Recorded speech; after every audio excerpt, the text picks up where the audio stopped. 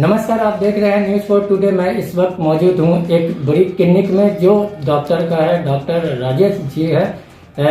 अभी जिस तरह तीसरी लहर को लेकर सरकार की तरफ से जब आदेश आया था कि सभी दुकान सभी जगह को बंद कर दिया गया, किस तरह तीसरी लहर से बचने के लिए क्या पहल है, किस तरह लोग बचे, इसको लेकर आज हमारे साथ डॉक्टर है, एक राजेश कुमार नाम है इनका, और ये बताएंगे कि किस तरह लोग तीसरी लहर से बचे। सर, आपका स्वागत है न्यूज़ फॉर टुडे में। जी बहुत बहुत धन्यवाद।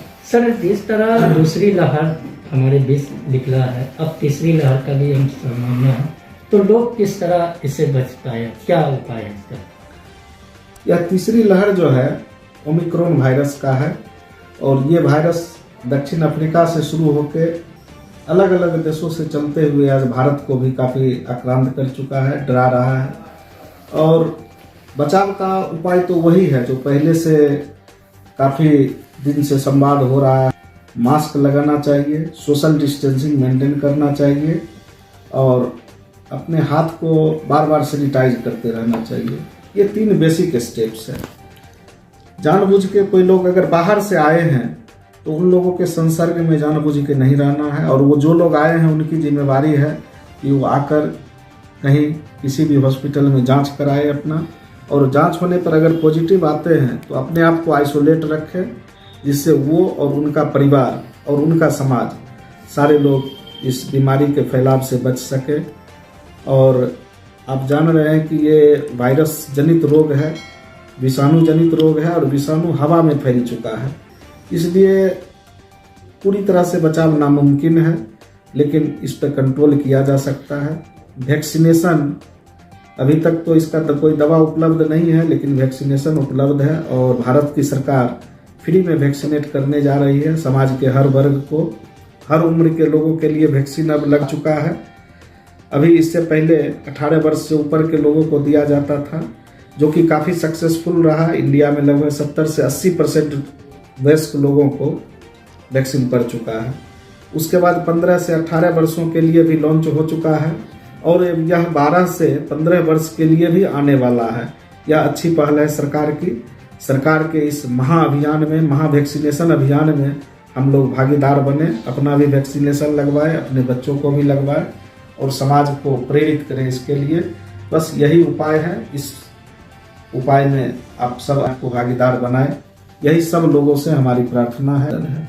आप सर एक डॉक्टर होकर समाज के भी कार्य में आप रहे हुए हैं। कोविड-19 में फर्स्ट, सेकेंड, थर्ड अभी तक आ रही है, तो किस तरह आप अपना पहल किए हैं इस चीज में?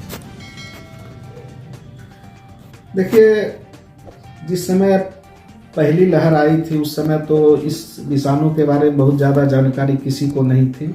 भारत में नहीं, विश्व भी इसके विषय में अज्ञानी थे। लेकिन धीरे धीरे जब कोई समस्या आती है तो लड़ने की ताकत भी आ ही जाती है। एक समस्या आई, भयानक आपदा आई, और सिर्फ भारत को नहीं पूरे विश्व को अपने चपेट में लीन कर दी।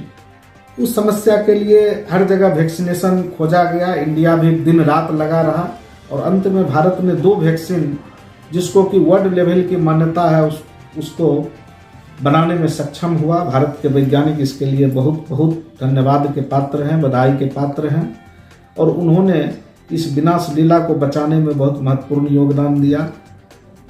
पहले कोविड के लहर में मैं खुद भी आक्रांत हो गया था, और बहुत सारे हमारे डॉक्टर बंधु भी आक्रांत हुए थे। दूसरा लहर जब आया डेल्टा वायरस का, वो काफ़ी खतरनाक है, मोर्टिलिटी रेट काफ़ी हाई थी।